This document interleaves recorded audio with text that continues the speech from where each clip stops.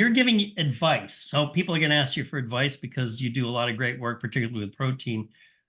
What advice do you give? And let's just deal with two populations: strength power athletes and endurance athletes. Protein intake, carb intake, fat intake. I know you're a protein guy, but I'm sure you're asked about carbs and fat as well. In terms of dosing per day, what do you tell them? Okay, so let's start with the strength athletes. I would as a starting point, I would usually start with at 1.6. We discussed that I don't think that's the holy grail, but I think that's a good starting point.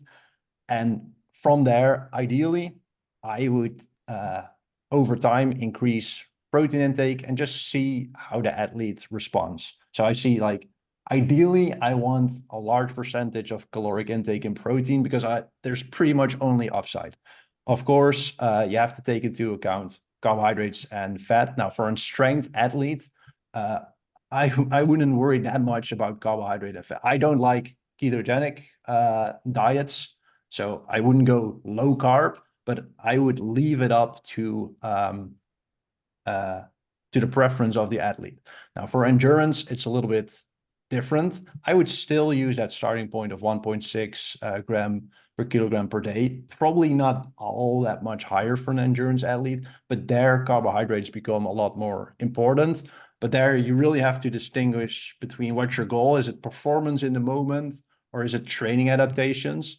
There's some reasonable evidence that a high carbohydrate availability during training sessions kind of reduces the need for training adaptations. So training at least once a week with a low carbohydrate availability. So ideally overnight fasted and then a morning training without any carbohydrates. And only after that you start to refuel. But during actual exercise, during performance, when you want to win, there you absolutely want to maximize carbohydrate oxidation rates. The way to do it is to have carbohydrate intake from 60 to all the way to 120 grams per hour. Now, 120 grams per hour is absurd. You need to train the gut. It's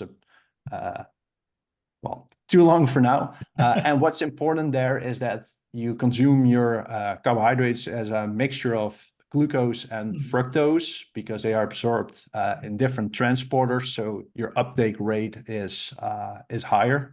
But again, that's only during an event where you want to maximally perform. And maybe very quickly for Richie, that multiple transportable carbohydrates concept is also pretty interesting for glycogen repletion. For example, if your athletes are doing a weight cut for weighing in, that same concept applies there. And again, fat I see as this boring nutrient where you probably don't want to go under 20% of your energy intake, but it's more you play around with it. And usually, unless you avoid it, in practice, most athletes end up above that anyway.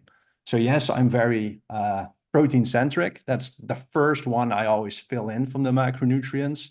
Then carbohydrates as needed, and fat more or less fills in itself as long as you stay above 20% energy percentage.